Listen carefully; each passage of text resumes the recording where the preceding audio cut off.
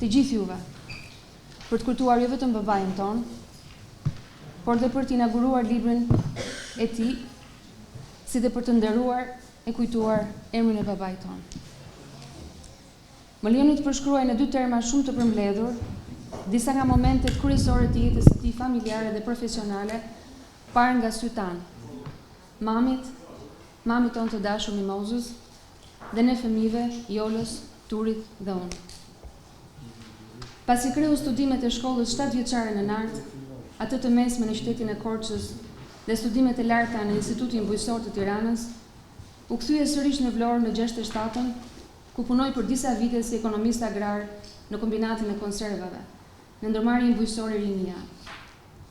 Ishte viti 1972 që e solli pranë Fakultetit të Ekonomisë Agrare, fillimisht si bashkëpunëtor tekniko-shkencor në katedrën e organizimit të ndërmarrjeve bujqësore dhe më pas si pedagog e si profesor në të njëjtin fakultet për të gjithë jetën e tij profesionale derisa doli në pension.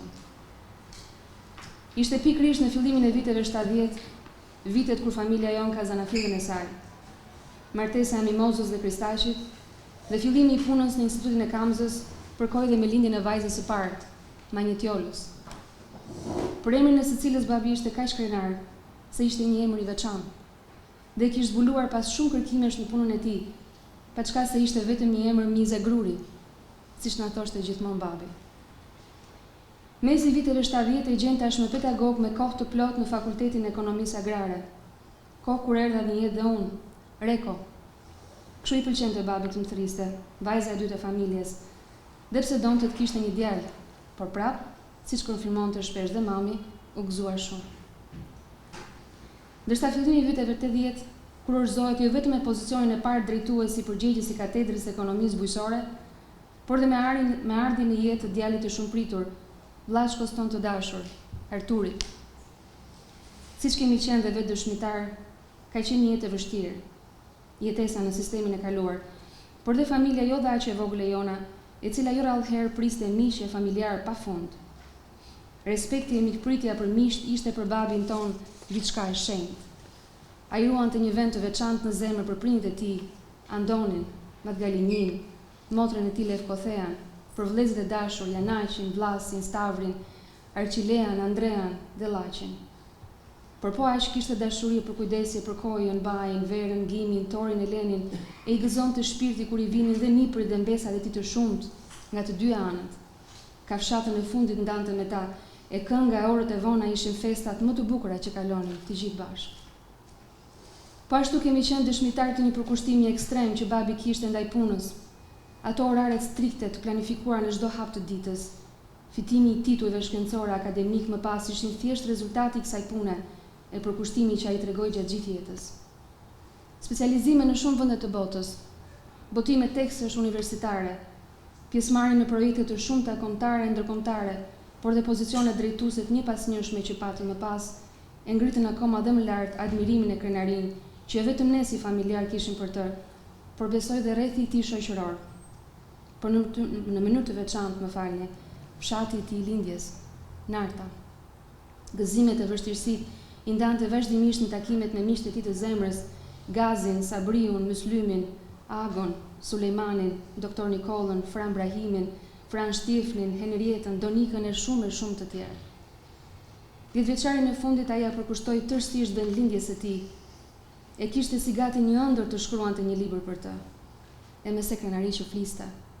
Edhe kur shkruante një faqe të re, edhe kur gjente një informacion të ri, atëherë kur hulumtonte pafund në biblioteka e burime të tjera. Irena, do i lexosh të lutem çfarë kam shkruar deri tani?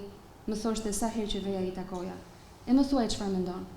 E syti i shkëlqenin, e zemra i këndonte, sa në krypritje i fillonte e ma lexonte me zë. Megjithse e çoi librin e tij deri në faqet e fundit, babi nuk arriti ta fuste librin në proces votimi. E muajin e fundit të jetës mu deshte drejtoja pyetjen më të vështirë që kam drejtuar ndonjëherë në jetën time. Ba, çfarë do bëj me librin? Dhe ai me sytë mbyllur, thjesht përkuli pak kokën në drejtimin tim e më tha, si të duash ti, Irena.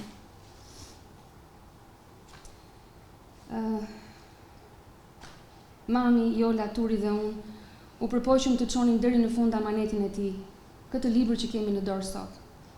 do të donim shumë që ta promovonte vetë ai, po jeta kështu e ka.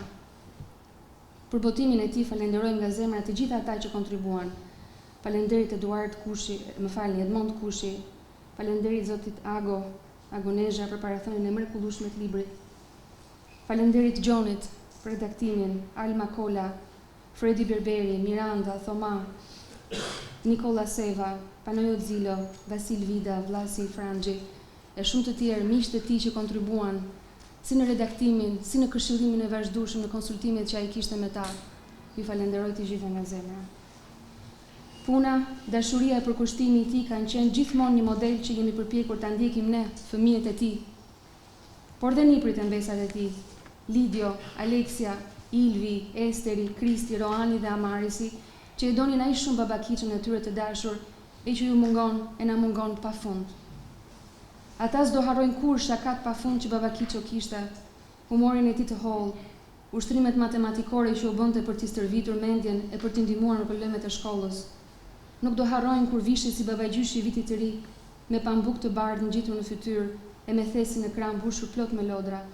Nuk do harrojnë kur u tregonte kuriozitete e recitonte Shakespeare-in, e citonte thënjet të filozofëve e njerëzve të urtë, dhe sa bukur shkruante e vizatonte. Por mbi të gjitha, nuk do harrojmë dashurinë që ai kishte për bashkëpunëtarin e tij të jetës, Mimozën, një dashuri e kujdesi që na bëri ne të treve këta që jemi, e shpresojmë ta kemi dhe ne për fëmijët tanë. Faleminderit mame, faleminderit babi.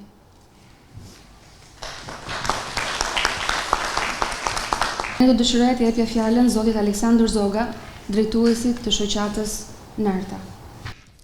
Në radhë të parë, duhet të falenderojmë familjen e profesor Kristaqit dhe sigurisht zonjën Aurelia Dai, bashkë me Universitetin e Vlorës, që mundësuan realizimin e këtij takimi dhe kësaj ceremonie përkultimore pranë ambienteve të Universitetit të Vlorës. Sot jemi mbledhur këtu në këtë sallë të Universitetit të Vlorës për të kujtuar profesor doktor Kristaq Patën, por edhe për të patur mundësinë për të promovuar librin e tij për artën ose nartën, siç njihet nga të gjithë. Unë kam patur mundësi që ta lexoj librin dhe mund t'ju them se ky libër paraqet disa fakte interesante. Si për shembull, kemi të bëjmë një pikë për shembull që është shumë interesante, është origjina e artës ose nartës, e cila sipas autorit e ka origjinën e saj nga antikiteti dhe jo sipas disa studimeve të tjera që daton nga shekulli 14-15. Një fakt tjetër interesant që jep profesori në librin e tij është në lidhje me origjinën është nga një fis i vjetër që është Artiotis, që do të thotë në përkthimin e gjuhës shqipe i përkryer ose i përsosur. Pra, si popullsi, ne jemi shumë të vjetër në këtë territor dhe kjo dallohet edhe nga dialekti i gjuhës greke, i cili është një dialekt i veçantë që nuk gjendet në vendet të tjera të Greqisë. Këtu sigurisht ka diskutime, domethënë, dhe debate patjetër. Unë nuk jam as historian për veten time, por siç unë personalisht e konceptoj dhe siç e kam parë unë e kam lexuar në libret dhe nga kërkimet që ka bërë profesori këtu brenda në librin e tij. Këtu mund të përcjell edhe eksperiencën time personale. Domethënë, unë personalisht kam në vitin e parë shkollor në Greqi, kur bënim mësimet, po themi, në lidhje me Iliadën dhe Homerin, në gjuhën e vjetër greke, kishim mundësim të përkthenim vargjet e Homerit. Dhe tek këtu gjeja fjalë, domethënë, të cilat neve përdorim në përditshmërinë tonë në art, dhe të cilët fëmijët grek, domethënë, të kohës së sotme nuk dinin të përkthenin. Dhe është fakt shumë interesant kjo në lidhje me dialektin tonë. Dallim tjetër në lidhje midis në lidhje me në libër është midis artës së Vlorës dhe artës së Greqisë, ose artës në gjirin e ambrakisë të Greqisë. Arta e Vlorës është më e vjetër se sa arta e ambrakisë. Kjo sepse arta e Vlorës është nga lashtësia, ndërsa arta e ambrakisë është nga shekulli 12-13 dhe është vazhdimësia e qytetit të Ambrakisë. Një dallim tjetër që është edhe në titullin kryesor këtu përpara është në lidhje me emrin. Dhe nga vjen ky konfuzion, sepse kemi të bëjmë një dallim shumë thelbësor që është me emrin Arta, dhe që neve e njohim të gjithë si Narta dhe është shkruar në shumë, le të themi, në shumë harta dhe në shumë, le të themi, shkrimet të tjera si Narda. Sipas autorit, sipas profesor Kristaqit, kjo vjen diku nga shekulli 14 në bazë të kërkimeve që ka bërë. Dhe kjo vjen gjatë kohës së perandorisë osmane. Këtu vjen, le të themi, konfuzioni i parë në lidhje me emrin Narta ose Narda. Neve për neve, domethënë, emri fshatit ton quhet Arta dhe jo Narta, siç e njohim sot. Por gjithsesi, në lidhje me librin nuk dua të përqendrohem shumë sepse kjo nuk është pjesa ime, nuk më takon mua, domethënë. Unë çfarë kam shprehur këtu është në bazë të kërkimeve që ka bërë profesori vet dhe citoj disa fakte interesante që mua më ka rënë në sy. Ajo që dua të them është që dua të them disa fjalë në lidhje me profesorin, siç e kam njohur unë personalisht, si një person, domethënë një patriot i vërtet për Nartën. E them këtë sepse më kujtohet një moment që kemi vajtur bashkë, praktikisht më ka marrë për dorë se e them kështu, dhe kemi vajtur, jemi interesuar për ndërtimin e orës së monastirit. Në atë moment kemi takuar zotin Benet Beci, i cili është kryetari i Bashkisë së Shkodrës, dhe profesori ka pasur student Benetin, dhe tekstualisht kemi vajtur në zyrën e tij, bashkë dhe me priftin e manastirit, për të interesuar për ndërtimin e urës. Jo të gjithë e dinë, domethënë që ndërtimi i urës, domethënë ka qenë fal interesimit të profesor Kristaqit, sot që kalojmë, sepse ura e vjetër është prishur. Dhe unë e di shumë mirë që ai ka pasur një interesim të veçantë për manastirin. Në lidhje me profesorin, atë që dua të them është që kemi të bëjmë me një model njeriu, një patrioti të vërtet, sepse në dy momente që unë personalisht e kam jetuar atë njeri, kam pasur mundësinë që çdo gjë që ka bërë në distancë, pa kërkuar merita, pa kërkuar, le të themi, diçka, domethënë, si këmbim. Edhe në rastin e manastirit, çfarë bëri? E bëri diçka, domethënë, vetëm për interesin që kishte për vendin e tij. Edhe në rastin e librit, unë që kam pasur mundësinë të lexoj disa faqe gjatë momentit kur ai ishte duke shkruar këto, nuk kërkonte ndonjë gjë, thjesht e kishte, domethënë, si qef që donte të kontribonte për vendin e tij. Si përfundim, dua edhe një herë të falenderoj familjen e tij dhe çdo kush që ka kontribuar për librin, edhe për profesor Agon që kemi këtu. Faleminderit të gjithëve dhe të i paharruar të jetë kujtimi i tij. Të kishte përfaqësues të çdo fshati të Labërisë, ashtu siç ka çdo fshat të Labërisë miq dhe mikesha në Nartë. Kur Arturi më solli librin e teatrit, profesor Kristaq Patës, mu zgjuan kujtime për Nartën, marr nga leximet e autorëve të pasçlirimit që njihej unë, siç ishte shkrimet të Kozmas Karços në një shtyp politik, siç ishin shkrimet e Telemak Xhaxhës në një revistë pedagogjike, të Mjallat Qillerit në prozë e në dramë, por edhe kohëve të fundit të mjekut Odise Papa, për librin Jetë mi dal, të cilin e lexova dhe shkrova për të, nga intelektuali Vaso Pata, Simbolet e pikturës vlonjate, e më poshtë të Kristaq Sevës, Narta, vështrim etnografik e historik, e deri të kujtimet e moshës time të rinis, kaluar me dy nartjot mirë si që ishte mësuesi Gjulje Tërsis, poet dhe përkthyes Zoti Lambro, edhe Kristaq Skarçua që ka punuar na 15 e 20 vjet në Velç, që sot nuk jeton më. Pa mos harruar të përmend gjithë miqtë e mi të Nartës, mjek, inxhinier, ushtarak që punuan e jetuan njësoj si në Labrit dhe luftuan për përparimin jo vetëm të Nartës, por në të mbarë Republikës. Para se të hyja në libër, më duhesh të njohja autorin. Kërkova në fjalorin enciklopedik të Vlorës, gjeta një CV të një intelektuali klasë, plot vlera kulturore, profesionale dhe më shumë se sa kaq, patriotike, sepse babai i tij pas kishte qenë edhe kryetar i Këshillit Antifashist Nacional Çlirimtar. Po kështu lexova edhe për Nartën dhe pash një qëllim të qartë që ka shtyr profesor Kristaq në këtë libër studimor, edhe nga parathënia e profesor Agonezhës, ndaj të cilit kemi një respekt ne si shoqat laborie, e aq më tepër që pasa ka shumë miq edhe në nartë. Të gjithë literaturën e lexuar e vlerësoj pozitivisht, edhe kur njohuritë e marra më parë, apo ato që vinë si të reja tani, nuk përputhen, por hapin një dritare të re për të ballafaquar e që studimet e historisë së kombit ton të jenë pafund. Për mua si lexues, është thjeshtuar pyetja në një çështje kryesore.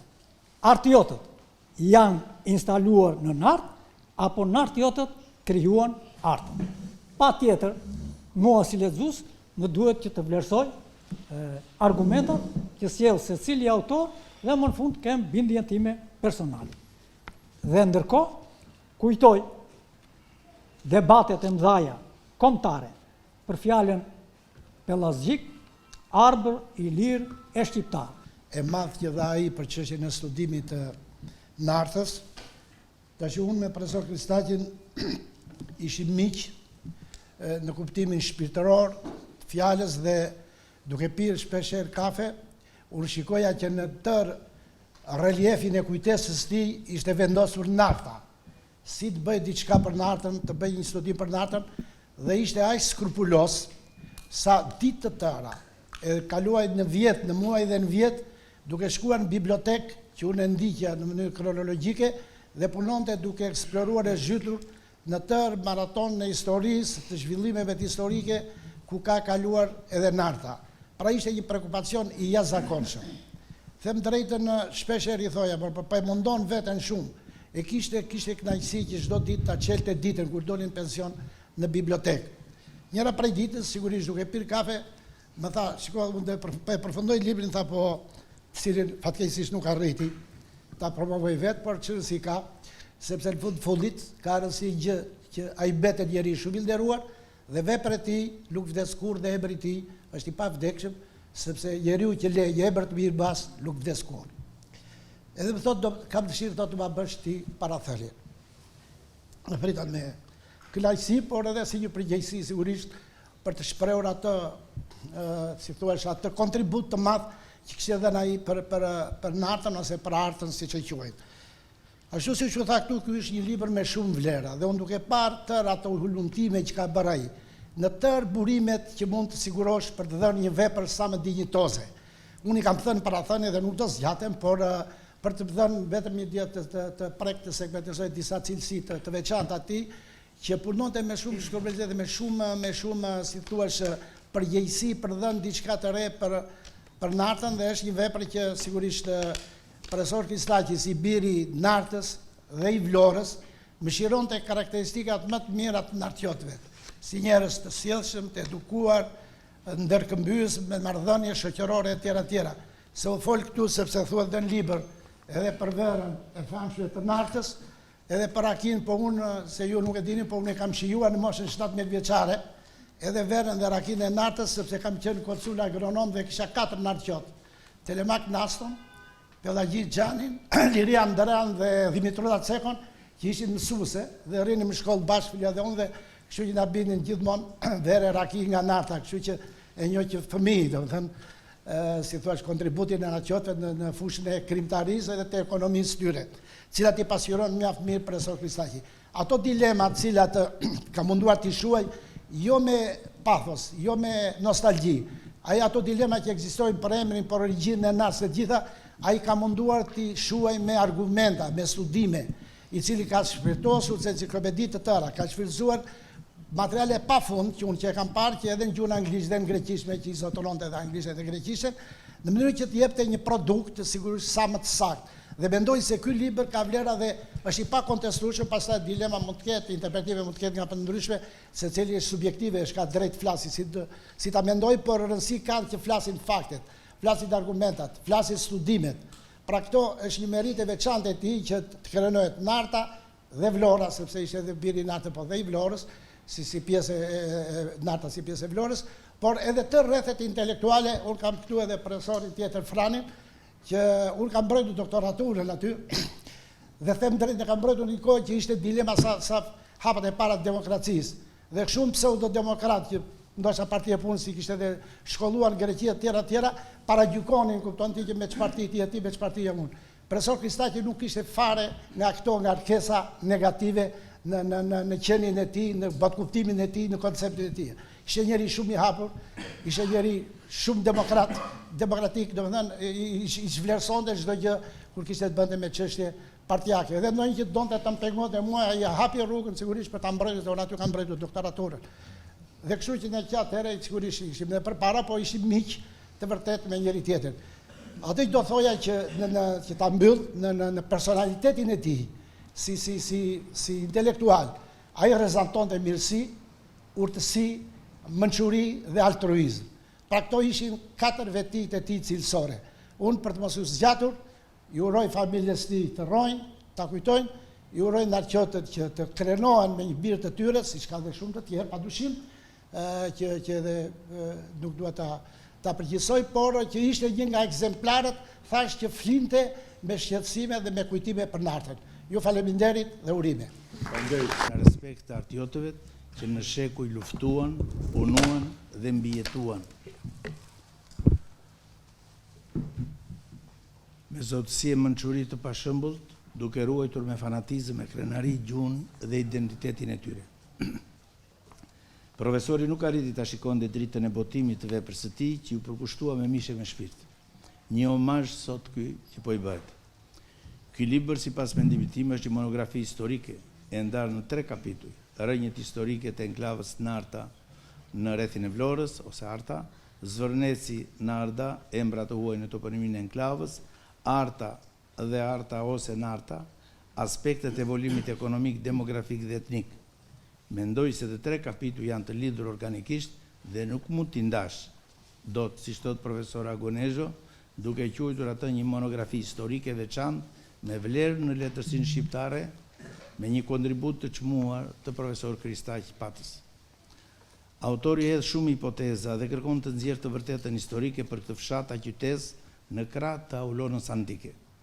Te krejgjit historike autori ndalet dhe e quan enklav greke.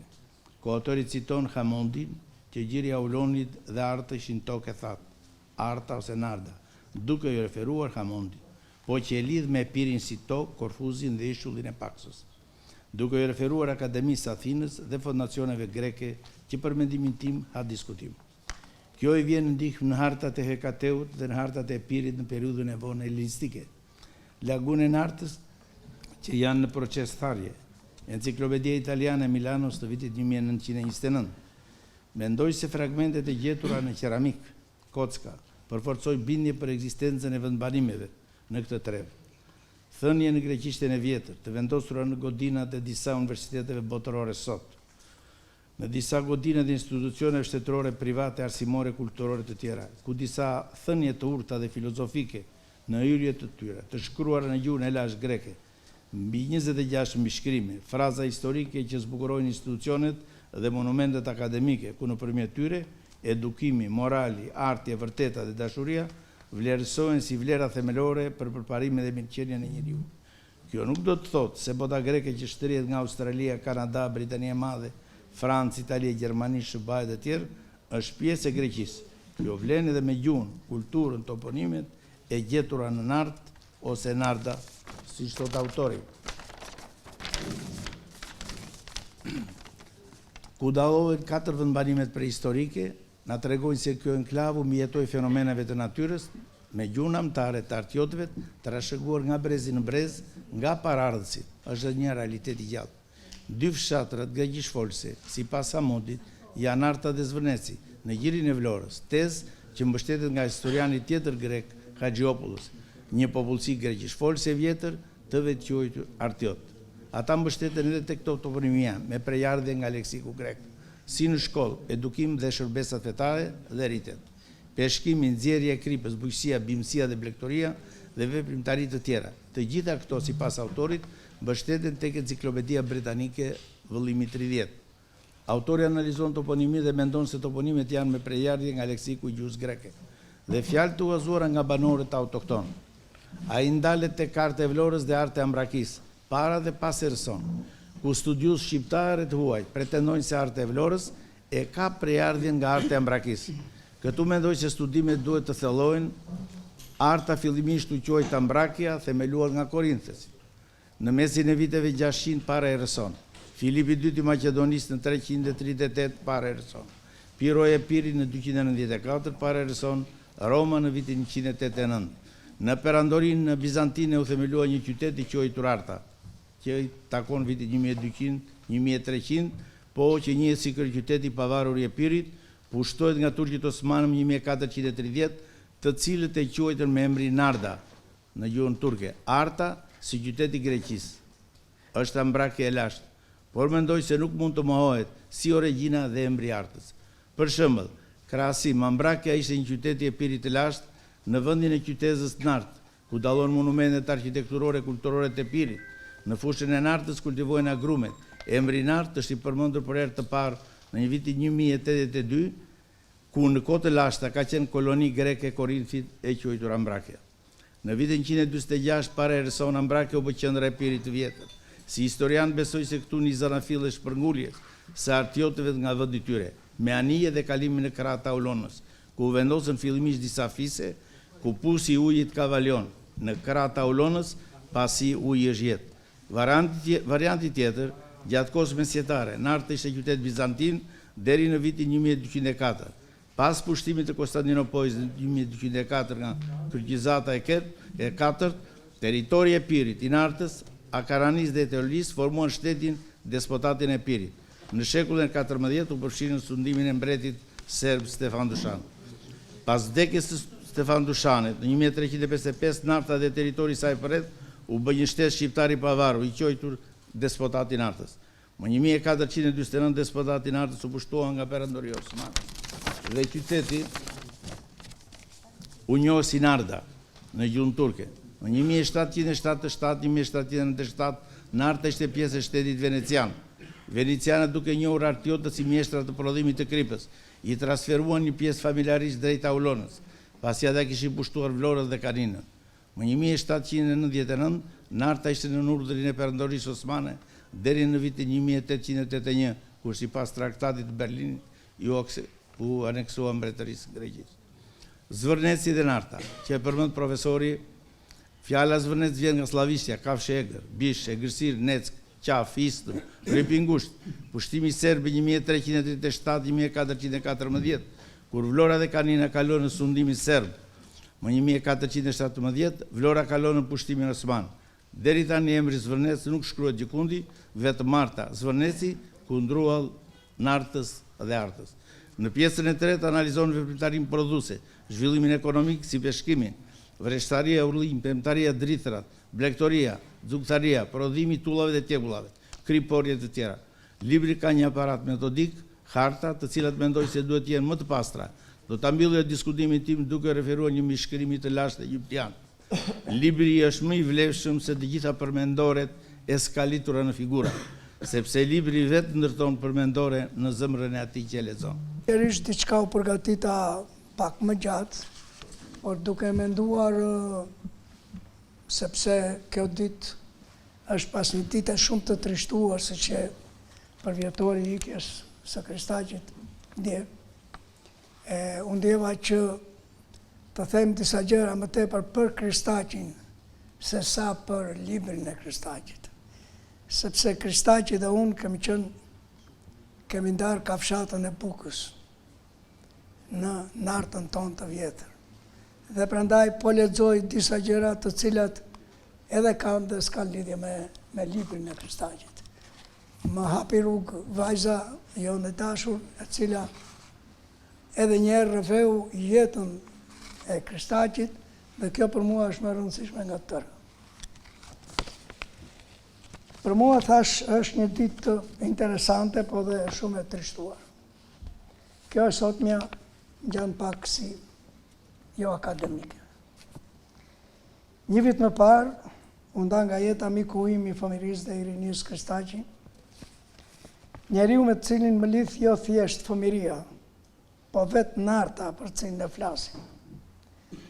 Veç nuk mund të kishte vend, fshat a qytet tjetër, komisit të lidheshin aq ngushtësisht, të lidheshin përjetësisht, ose për fat keq të zgjidheshin paq përfundimisht. Pa teorizuar shumë, Kristaqi ishte miku im i ngushtë i fëmijërisë, i adoleshencës dhe i rinisë. Jeta në ndau për arsye që nuk ka lidhje me këtë libër. Ndoshta dhe kanë, por unë nuk arrita t'i mësoja kurrë. Po dal nga ky auditori diskutimit dhe promovimit të veprës së tij, dhe në një vjetorin në ikjes nga jeta, më duhet të tregoj fëmijëve të tij, jo bashkëshorte sa ajo i di, se unë e Kristaqi jemi pjesë e dashurisë për nartën, artën, që kur andon Pata dhe Vangjel Qilleri, prindrit tanë, ishin shok shumë të mirë, që kur gjyshe Eleni ishte genetikisht gjak nga Vidot, sepse ne Qillera kemi dhe Vido në rënë, ose ca më emocionalisht, që kur po kjo male babo, se qatëriste gjithë narta gjyshën e Kristaqit, më ka pritur mua të lindja nga mitra e nënës time, Eleni edhe ajo, më 25 tetor 23. Ne ishim 4 shokë. Sigurisht nga më të dalluarit e shkollës 7 vjeçare të nartës asaj kohe, që u lidhëm fort me njëri tjetrin. Viktor Çano dhe unë, një vit më të rritur se Kristaq Pata dhe Sotit Kamberi, të lindur një vit më pas, pra në 44.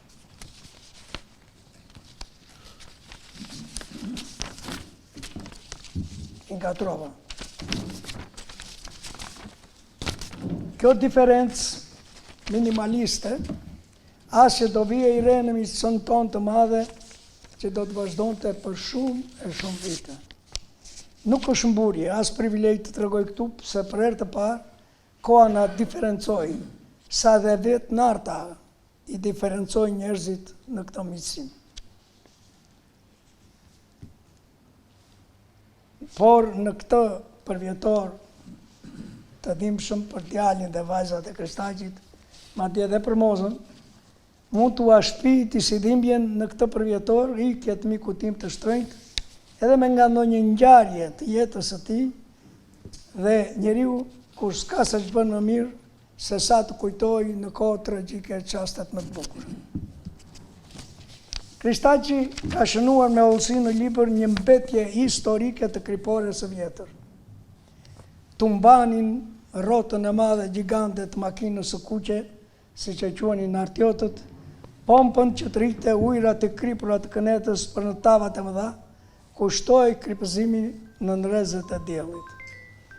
Në këtë ngrehim të çuditshme që quhej e kuqe, për një fakt fare të thjeshtë, sepse ishte mbuluar me tjegulla marsejeze të kuqe, baballarët tanë, Vangjeli dhe Andoni, kishin vënë përpara punët dhe po shëlloheshin në diell. Me ata isha dhe unë me Kristaqin. Duhet ishin fillim vitet 50. Nuk e di, kishim shkuar në shkollë, por derisa gjendeshim aty atë paradite, duhet ishim më pak se 7 vjeç. Ujrat që dilnin gjithë shkum në për një kanal prej drase, ishin të mrekullueshme, të mpreshe dhe të ngroheshe atje. Dhe baballarët tanë kishin vënë pikërisht aty për të pushuar, duke u zbavitur me ngrohtësinë e kripshmërinë e tyre. Befas, Kristaqit i rishkasin duart, dhe rjedha e rëmbyshme e dërgon në basenin e makinës. Pas ti dhe mua, ishte aq e fortë rjedha, sa ju desh baballarëve tanë të shqetësuar për të shpëtuar pjellat e tyre të llaktarisura. Ika nga libri. Por vetë libri më sjell ndërmend këtë miqësi fëminore dhe me aq dhimbje e emocione, sepse libri Kristaq Patës për artën, anartën, është një emocion i pafund fëmije. Jetën, më fali, kjo lidhje genetike, por edhe ekzistenciale. Sot, unë me gjaktësisht se ai, mund të them, se romantizmi historik i tij më ngjeth, siç e tha dhe profesor Ago. Nuk eroj se si e profesora Vlasin ai të ndrojtur që e prita në Tiranë për në Kinë. Dhe një ndjenjë vllazërore më pushtonte sot në këtë përvjetor fatkeq, që më duhet t'i harrojmë dhe të harrojmë ne të gjithë përse jemi mbledhur. E po vazhdoj me këtë braz të vjetër miqësie në tokën e butë të nartës, me jetën tonë miku tim të mrekullueshëm që më mungon kaq shumë. Diku në mesin e viteve 60 gjendesa në ersek të kolonjës te një mik i ngushtë. Një mbrëmje të ftohtë ai do më shpinte të kalonja në darkën te një miku i tij, po aq i ngushtë. Student në Institutin e Lartë Bujqësor të Kamsës, edhe për koincidencë edhe shok me Kristaq Pata. Emrin nuk jam mbaj mend. Që një shtëpi e thjesht kolonjare dhe në vatër bubullinte një zjarr i madh. Duke më pyetur nga isha, a thuaj si luajti vendit kur ju përgjigja. Isha pra nga vendlindja e mikut të tij. Kur i tregova më tej edhe emrin, habia ti u bë më e madhe dhe më ndaloi të flisja. Më tha se do të më tregonte se çfarë studenti i Institutit Bujqësor i kishte treguar pikërisht për mua. Nuk mund të mos e ndërprisja. I thash se jemi miq të ngushtë qysh në fëmijëri. E di më këtë. Por ti ke shpëtuar jetën Kristaqit. E kundërshtova. As e mbaja mend që kisha bërë ndonjë heroizëm të tillë. Por historia e tij do të më kujtonte një ngjarje rastësore që kishte ndodhur në plazhin e Nartës një verë kur ne të katër shokët në vetminë atyre kohërave, kur detin nuk e përmbritnin vizitorë si sot, por as vetë në artjotët nuk laheshin atë. Ne pas kemi hyrë në detmin me dallë të larta të fuqishme, dhe unë pas kam ndihmuar mikun tim të dilte në breg, sepse në të vërtet, ne të katërt rrezikoheshim të mbyteshim aty. Gjithsesi, kjo për mua nuk është vetëm rënja e një miqësie që më lidhte kaq shumë me Kristaqin. Për Kristaqin flas, ishte një petale luleje më shumë në ndjenjat e përbashkëta që kishin për njëri tjetrin. Për letërsinë e tij madhështore, por jo për profesionalizmin dhe kulturën e gjerë të mikut tim të shtrenjtë. Unë gopa me librin, u përlota, u ma gjepsa, po thellë në vetvete, ashtu siç Kristaq Pata kishte vënë një synim në shkrimin e veprës së tij, se arta e vjetër, është paqe vjetër sa njerëzimi, dyshova dhe mbeta në mjerimin tim fëminor, se miku im nuk i kishte thënë të tërë, ose ishte dehur me iden e përjetësisë së artës. Përmend parathonien shumë të bukur që ka bërë për librin, të cilën edhe unë e kam njohur para Kristaqit, shumë të vegjël. Në vitet e para të shkollës mesme, por tashmë dhe ai profesor dhe njeri shumë i nderuar në kulturën shqiptare, shkruan se libri Kristaq Patës është një vepër serioze e një njeriu serioz, po aq të kulturuar. Bibliografia që renditet në libër tregon punën e madhe që ka bërë autori për të lartësuar jo thjesht dhe vetëm historinë e Nartës, të vendlindjes tonë, por vlerat ekzistenciale të kësaj grigje greqisht folse në brigjet e fundme të Ilirisë dhe kufirit të saj me despotatin e Epirit iliro-grek. Citimet e shumta nga vepra enciklopedi janë një punë e palodhur, madje të bën krenar se si një vendbanim, një qytet, vendbanim i vogël si Arta, ka zënë aq vend në veprat e shumta të autorëve të huaj shqiptar. Autori ka ditur të kundërvijet edhe disa botimeve enciklopedike a institucioneve shkencore akademike, kur ka ndjerë se në to ka shtrëmbërime të historisë së Nartës. Për autore gjuhë të ndryshme të përkthyera të perceptuara ndryshe, për harta që ndërtoheshin mbetjet e Sën e Premtes në fushën e poshtme të Apollonisë, e Jonës Vënec, e ti kundërshtit e ti Kristaq Pata. Po përse të mos e themi hapë. Edhe sot, më tha ato ditë që u takuam se gëzoj për botimin e librit të Kristaqit edhe për diçka tjetër. Telemako Gjaxho, jo profesori psikologjisë që pa të mbaruar studimet e larta në Shën Peterburg, Bashkimi Sovjetik, por ekonomist. Djali Dajtaqit, infermierit të shumë çmuar, bashklagja si Kristaqit, pa të guxuar të shkruante në vitet e komunizmit një histori të Nartës, e cila jo vetëm nuk pa dritë në botimit, por u fsheh si një mëkat. As fëmijët e tij më vonë nuk guxuan ta shpëfaqnin atë doshkrim nga Afrika, se mos pohimi se nartiotët janë grek, mund t'i fundoste familjarisht. Jemi tani në fazën kur kemi pra dy vepra të plota historiografike, të Vasil Vidos dhe të Kristaq Patës. I pari që shpjegon origjinën e artës si njerëz të sjell aty gjatë sundimit turk për djallëruar kriporen e Vlorës dhe të Kristaq Patës, që pasi luan me emrin e artës nga armi sa e lashtë Argos i Orastik, pasi shumë për tokë lidhjen e emrit të Zvërnesit me qytetin mesjetar të Spinaricës, me të cilët kanë spekulluar edhe në artiotë të tjerë, mbetet në prag të ujrave lagunore për ta quajtur artën me emrin e saj të mrekullueshëm, drejt e thjeshtë, jo si një koloni nga ngulimet e tjera helene në Adriatike Mesdhe, po si një grigj njerëzore që fliste greqisht, ndonse shumë larg e pirit helen dhe i rrethuar nga ilirët shqipfolës. Edhe për mendimin tim modest, do të kërkonja një trajtim më të thelluar e justifikim dokumentar të kësaj mbetje në thonjza helenike, pa harruar kryesore si mbeti e guxoi mira vjet të mbetej gjuha.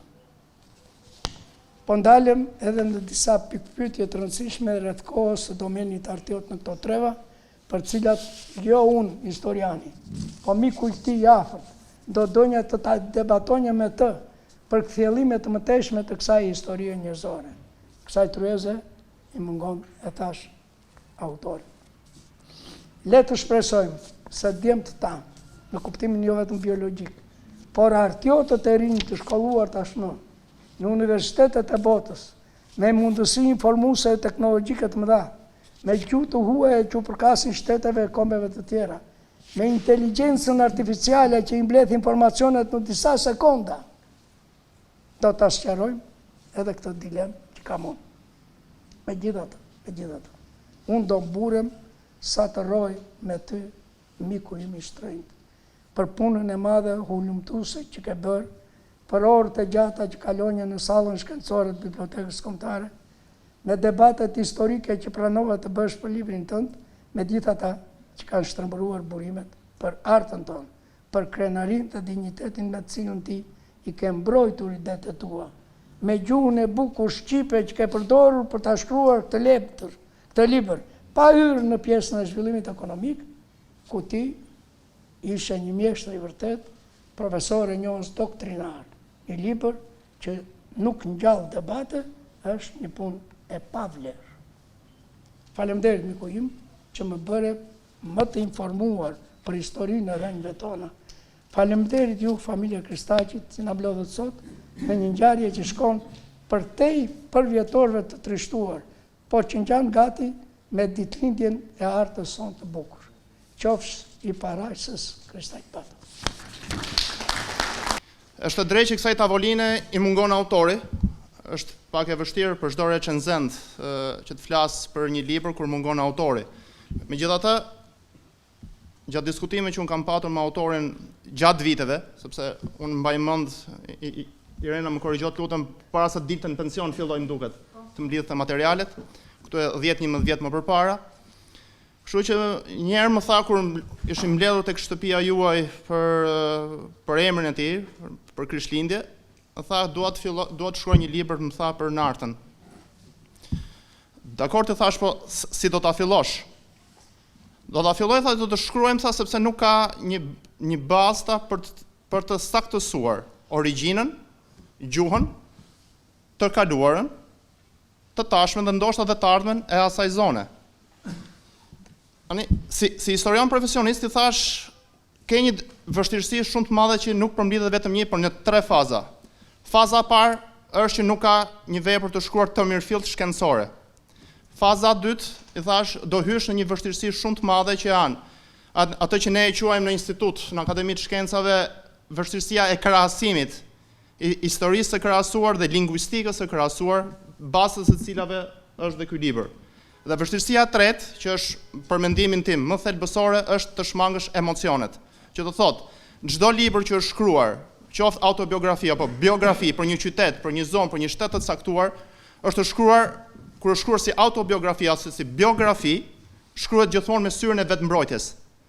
Kjo është, ky ne e quajmë kurthin më të madh që një autor guxon të marrë përsipër për të shkruar, qoftë për origjinën e tij, për qytetin e tij, për fshatin e tij apo për shtetin e tij.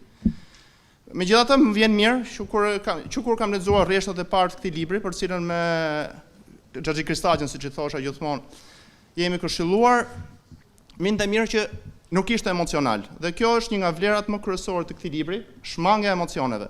Shmangja e emocioneve për origjinën dhe vendlindjen e tij. Sigurisht kishte shumë probleme si fillim, sepse duke qenë se ai ishte një ekonomist profesionist dhe hynte në histori dhe në lingvistik, kërkonte një angazhim shumë të madh intelektual, shkencor dhe njerëzor. Pa diskutim që të bëjë një krahasim mes greqishtës së vjetër, greqishtës së re, greqishtës aktuale, historisë së vjetër dhe historisë aktuale, pa diskutim që kërkonte një vullnet të hekurt, dhe Kristaq Pata këtë e kishte. Thjesht vitet e gjata që ka punuar si profesor, ja kishin kalitur jashtëzakonisht shumë vullnetin, dhe më vinte mirë që sa herë që diskutonim qoftë frazat të caktuara të këtij libri, pa diskutim që kishte atë që do të ketë çdo profesor dhe çdo profesionist, dinte të dëgjonte. Dhe me shaka i thoja, këtë do ta fillosh dhe njëherë nga e para. Si tha, do të shkruaj edhe unë dhe njëherë nga e para këtë gjë? Po i thash, sepse të mungon kjo literaturë. Si ti gjejmë, tha mu? Nuk mjafton vetëm biblioteka kombëtare? Absolutisht jo.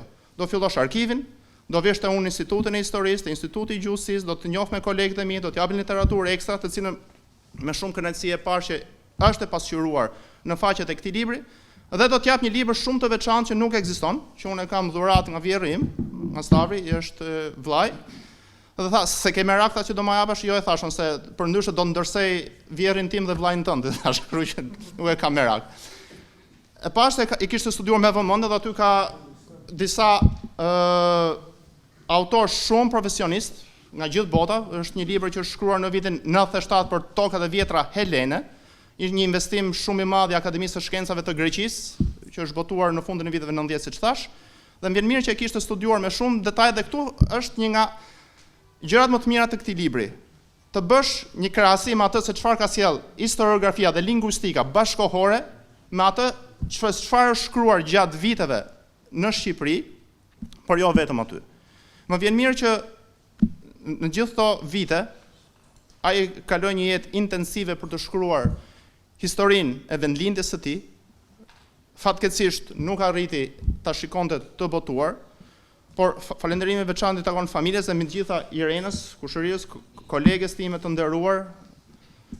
Bravo Irena, e mbajta amanetin, binje denj e babait tënd. Shumë faleminderit gjithëve. Unë mund të kem pak vite që e njojta profesor Kristaqin. Por e njojta kur e kishte marrë titullin prej kohësh profesor, dhe gjithë njerëzit e mi dhe veçanisht kunata ime kishte shumë dëshirë të bënte muhabet me të, dhe thoshte sa ikte nga shtëpia, profesori është njeri shumë i veçantë, më thoshte Donika. Dhe vërtet ashtu ishte. Unë bëra një mik të veçantë. U lidha me të familjarisht. Dhe njoha tiparet kryesore dhe karakteristike të Kristaqit. Ai ishte një njeri shumë modest. Ai dinte vetëm të punonte. Dhe kënaqësia ime e veçantë në këtë rast që ua kishte përcjell fëmijëvet dhe më afër nga të gjithë dhe më shumë Irenës. Ja kishte përcjell dhe unë shpesh herë them në muhabete të ngushta, them që Irena është kopja e Kristaqit. Sepse ajo gëzonte cilësi shumë të veçanta. Ishte njeri punëtor, ishte shumë i ndërgjegjshëm, se e njojta unë dhe plot këto biseda dhe kujtime që bët juve. Ishte shumë i veçantë në miqësi, në shoqëri, në punën e tij të palodhshme. Prandaj thash që Irena është kopja e tij. Të gjithë fëmijët në punën e tyre, atje ku janë, ku jetojnë, janë të dalluar. Por pedagogja e universitetit që ka mbrojtur dhe ajo doktoraturën prej kohësh është kopja e babait të saj. Dhe unë ndjehem shumë krenare që ajo mori kurajon që ta pyeste dhe në momentin e fundit që çfarë mendimi ke të veçantë për librin dhe çfarë do bësh. Dhe ajo i tha, bëj ti çfarë të duash. Aq besim kishte tek ajo dhe aq e përkushtuar ishte dhe Irena për t'ia plotësuar atë amanet dhe për të vazhduar punën e tij. Unë kështu e njoha Kristaqin. Ai ka plot cilësira që i ka mëshuar dhe te fëmijët e tij dhe veçanërisht dhe tek bashk udhëtarja e tij, që mua më vjen keq që u nda shumë pa pritur dhe shumë pa kujtuar, pa ndjer asnjë gjë. Kështu që flas me respektin më të madh dhe nga ana ime i falenderoj të gjithë ata që e vlerësojnë Kristaqin, sepse unë edhe nga njerëzit e bashkëshortit tim që e njihnin mirë nartën, kur kam bërë këtë mëjsi, më kanë thënë, nartiotët janë njerëz të veçantë, me tradita patriote, dhe një nga këta ishte dhe Kristaq Pata. Dhe të gjithë neve u gëzuam, sepse njihnim dhe mësuam se kush ishte Kristaq Pata.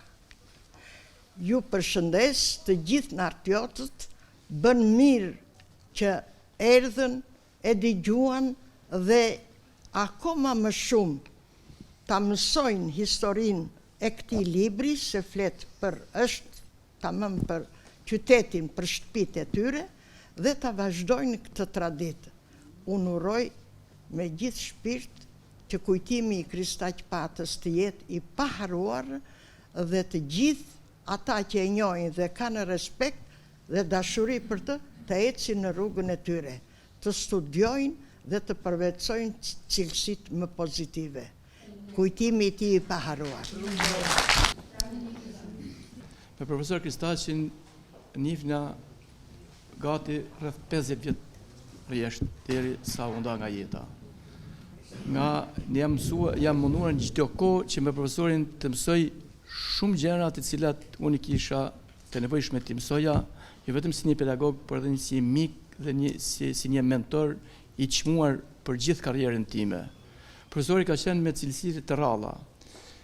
Madje unë që ditët e para, siç tha dhe profesor Gjoni, unë jam i njohur me fillimin e këtij bërjes një libri, madje gjatë gjithë kohës, sepse s'ka patur, nuk ka lënë të një javë po mos pinim kafe, kemi qenë një grup dhe familja dinë mjaft mirë, që pinim kafe vazhdimisht, dhe gjatë gjithë kohës që punojnë këtë libër, unë akoma se kam lexuar librin, por pak a shumë jam i njohur gati me gjitha tematikat dhe kemi inkurajuar dhe e kemi përgëzuar shumë për këtë iniciativë, sepse në vërtet jo vetëm narta, por gati gjitha krajinet e Shqipërisë kanë nevojë që të kenë ta rishohen me shumë vëmendje problemin e historisë dhe rrënjeve të tyre, sepse ne jemi një vend i vogël që jemi rrudhur nga pushtime nga të fuqive të mëdha, të cilat një farë mënyrë kanë lënë ato, le ta themi, ato pikpyetjet dhe njollat që i kemi në gjithë territorin e vendit, dhe ky është një kontribut shumë i çmuar, jo vetëm për nartën, po besoj edhe për vendin, sepse ndriçon disa çështje dhe probleme të cilat nofta historiografia nuk i ka trajtuar ashtu siç duhet. Dhe sigurisht që çdo tekst, çdo libër ngjall, po nuk ngjalli debate, po nuk ngjalli kundërshti dhe diskutime, nuk është një material me vlerë, dhe jam i bindur që është një kontribut dhe është një piknisje ndoshta për të gjetur edhe vërtetëra të tjera, jo vetëm për nartën, por për gjithë vendin tonë. I përjetshëm qoftë kujtimi i profesor Kristaqit dhe në radhë tjera në takime u takofshim për të mira dhe për gëzime. Se nuk jam lindur dhe rritur në nartë, gjithmonë, edhe sot e kësaj dite e them që jam nartjore dhe jam në nartë. Më fali për fundet të.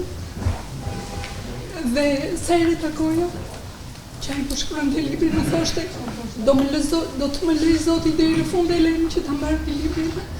Dhe unë i thoshja, po pa tjetër gjaq, do jetosh dhe shumë vite më të tjera.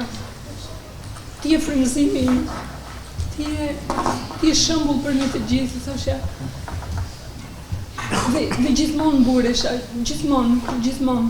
Ashtu si dhe tek fëmijët e mi, tek shoqëria ime, ke njerëzit e mi, gjithmonë kam qenë dhe jam tepër krenare, që kam ardhur nga një familje tepër e shkolluar, tepër me nivel, njerëz tepër të dashur, ku kam gjetur gjithmonë frymëzimin dhe të gjithë.